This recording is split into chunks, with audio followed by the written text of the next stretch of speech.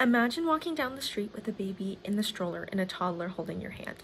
The sky is clear and blue and all you want to do is spend time with your family. However, instead of taking a large breath of fresh air, you inhale smoke from a tobacco user cigarette.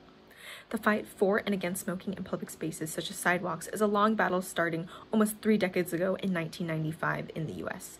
It's time to end the debate permanently. This House should ban smoking in all public areas of the United States.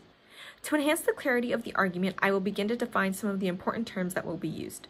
The term smoking refers to all types of smoking from vaping to smoking marijuana and can be more widely referred to as any smoking that releases some form of smoke or vapor.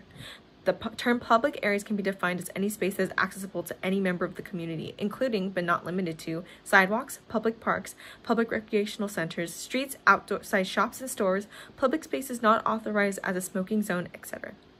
The term U.S. or United States refers to the 50 states connected together, including Alaska and Hawaii. The United States' other territories are not included in this term.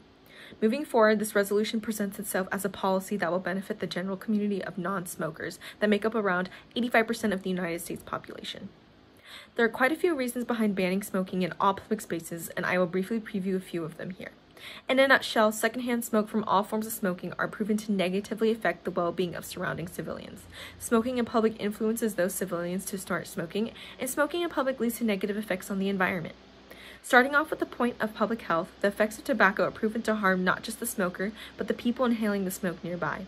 According to the CDC, this exposure to secondhand smoke can cause diseases, some being so severe that they can lead to premature death.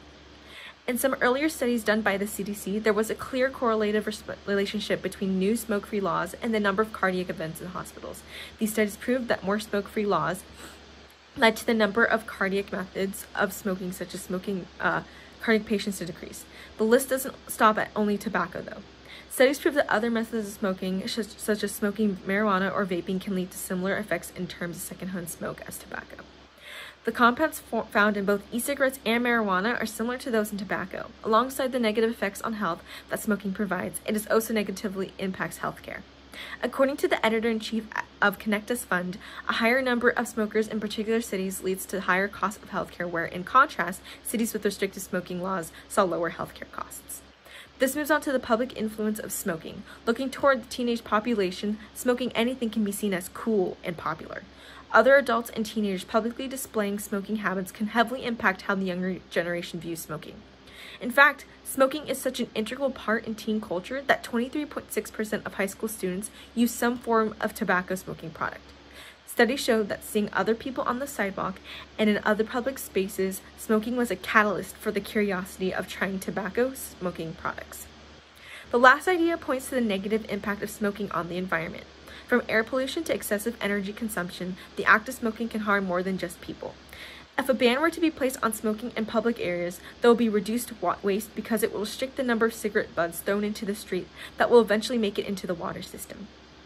Moving on to energy consumption, limiting smoking in indoor public spaces such as malls and restaurants will reduce the need for enhanced air circulation through vents.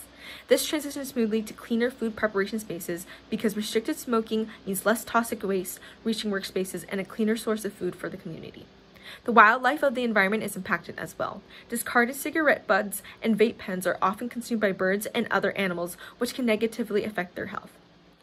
In conclusion, the negative effects of smoking in public is a desperate call for reform in terms of reinforced smoking laws. Without strict bans against public smoking, the community and environment will suffer the consequences. Thank you.